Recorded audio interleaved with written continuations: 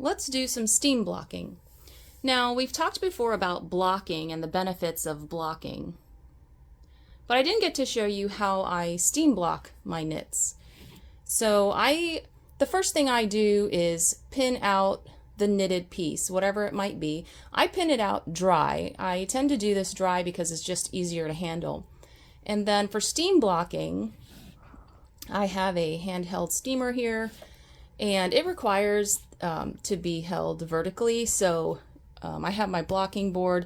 I block it when it's laying down, obviously, and then I set it up on an angle so that I can use my steamer. And all I have to do is I press the button to engage the steam function, and then I just hold it about an inch away from the knitted surface and just go up and down the knit real slow, just like that. And going up and down real slow, and that just, you'll see the fibers. Sometimes you could see the fibers opening up. This is a superwash wool.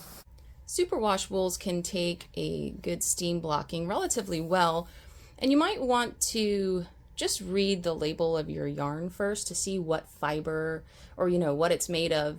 I do actually steam block my acrylic yarns. I find that it really does benefit them, but some yarns will not take steam very well, so you really need to read up on what kind of material your yarns are made of before you try steam blocking.